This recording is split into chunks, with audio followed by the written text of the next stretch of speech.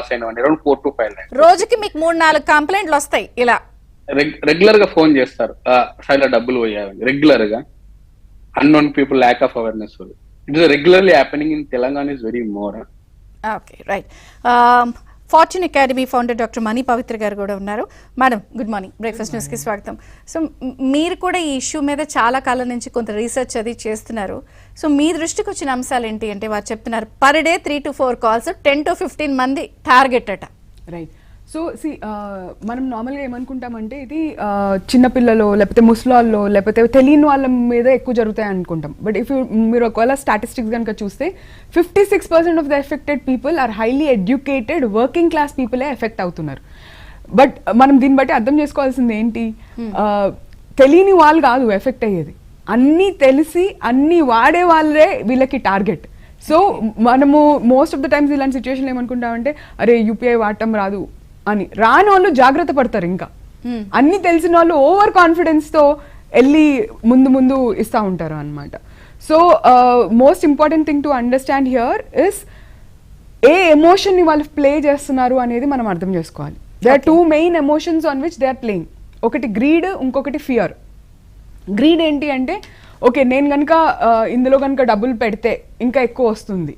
ఇందాక సార్ చెప్పినట్టు gaming app అవ్వచ్చు, స్టాక్ మార్కెట్ అవ్వచ్చు. చాలా మందికి కష్టపడి పని చేస్తే డబ్బులు సంపాదించిన దానికన్నా ఆ వచ్చిన డబ్బులు ఎవరికో ఇచ్చేస్తే వాడు ఏదో చేసేస్తాడు అనే ఆశతో డబ్బులు పోగొట్టుకునే వాళ్ళు చాలా ఎక్కువ మంది ఉంటారు. దాన్ని వాళ్ళు స్టాక్ మార్కెట్ మీద బ్లేమ్ చేస్తారు, అంతే తప్ప వాళ్ళ నేచర్, వాళ్ళు ఏం చేస్తున్నారు అనేది వాళ్ళు అర్థం చేసుకోరు. మనం ఫ్రీగా వాట్సాప్ గ్రూప్స్లో జాయిన్ అయిపోయి ఆ వాట్సాప్ గ్రూప్లో ఎవడో ఫ్రీగా టిప్స్ ఇస్తా అంటే ఆ టిప్స్ ఏవో చాలా బాగా ఉన్నాయని రిజల్ట్స్ కనిపిస్తూ ఉంటే మనం అదే విధంగా ఎవడికి ఇవ్వాలి, ఎవడో మనకి చేసేయాలి అనే గ్రీడ్ ఉంటుంది చూడండి. నాకైతే టైం లేదు కానీ నాకన్నా బాగా ఇంకెవడో చేయగలుగుతాడు, వాడికి డబ్బులు అప్పచెప్పుదాము అనేది that is one major thing. Second, fear. అంటే మీ ఆధార్ కార్డు ఇక్కడ దొరికింది, లేదా మీది ఇక్కడ దొరికినాయి డీటెయిల్స్, మీ అకౌంట్ డీటెయిల్స్ ఇక్కడ ఉన్నాయి అని భయంకి లోన్ చేపిస్తారు. అంటే ముందు మన డీటెయిల్స్ కరెక్టే చెప్తారు. చెప్పకపోతే మనం దొరకం కదా, నమ్మము. సో ఇప్పుడు మనం ఎక్కడికి వెళ్ళినా కూడా మీరు చూస్తే ఏదైనా బిల్డింగ్ లోకి ఎంట్రీ కావాలన్నా మన నంబర్ అడుగుతారు. మనము మన ఏ డీటెయిల్లో అన్నా నంబర్ అడగడం అనేది కామన్ అయిపోయింది. వాళ్ళకు ఆ నంబర్ నమ్ముకుని బతికే వాళ్ళు చాలా మంది ఉంటారు. ఇన్ని 100 నెంబర్లకి ఇంత రేట్ అని. గవర్నమెంట్ వీళ్ళ మీద ఫోకస్ చేయాలి. ఈ నంబర్లు ఎవరైతే అమ్ముకుని బతుకుతున్నారో వాళ్ళని లోపల వేయడం మొదలెట్టాలి. Because these are the people who are selling the data to criminals. Data is money కాబట్టి ఈ నంబర్స్ ఎవరైతే అమ్ముతున్నారో అది మార్కెటింగ్ అని చెప్పి it is not legal activity. వేరే కంట్రీస్ లో there are very very strict rules for this. But ఈ సెక్యూరిటీ గార్డ్స్ నుంచి, బ్యాంక్స్ నుంచి మనం ఎక్కడికి వెళ్ళినా కూడా మన నంబర్స్ తీసుకుంటారు. ఏదైనా ఈవెంట్స్ వెళ్తే కూడా నంబర్ రాయమని చెప్తారు. ఈవెన్ ఒక మాల్ ఎంటర్ అయినా కూడా లాటరీ జరిగిందని నంబర్ రాస్తారు. ఆ నంబర్స్ అన్ని ఒకళ్ళు ట్రాక్ చేస్తున్నారు. ఆ నంబర్స్ అన్ని ఒక కలెక్షన్ ఏజెన్సీ దగ్గరికి వెళ్తాయి. ఆ ఏజెన్సీ మన నంబర్స్ ని అమ్ముతాయి.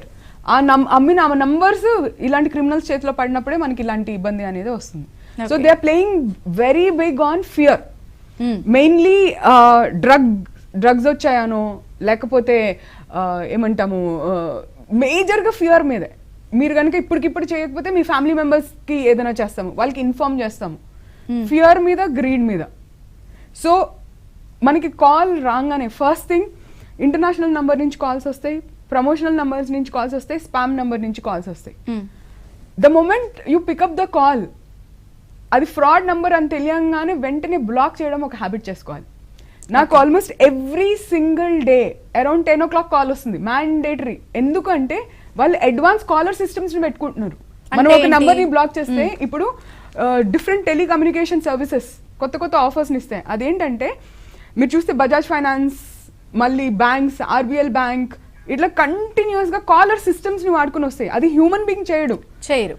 ఏమవుతుంది, ఒక రోజు ఆటోమేటిక్ గా ఒక 100 calls 200 calls వెళ్ళాలి. వాళ్ళు పికప్ చేయకపోతే మళ్ళీ కాల్ వెళ్ళాలి, నంబర్ మార్చి కాల్స్ వెళ్తాయి. ఓకే, ఈవెన్ మన నెంబర్ బ్లాక్ నెంబర్ నుంచి కాల్ వస్తుంది మనకి.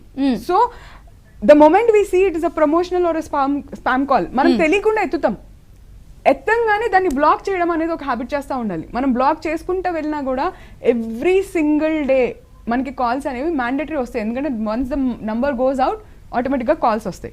అసలు మనం ఎంగేజ్ అవ్వకూడదు. అది మనకి ఇర్రెలవెంట్ ఇష్యూ. ఎంగేజ్ అవ్వకూడదని ఎత్తిన తర్వాత ఇప్పుడు చాలా మంది ఎత్తేస్తున్నారు. ఎత్తాక మనం వాళ్ళ వాయిస్ వినంగానే వాళ్ళు ఏంటి భయానికి గురి చేస్తారు.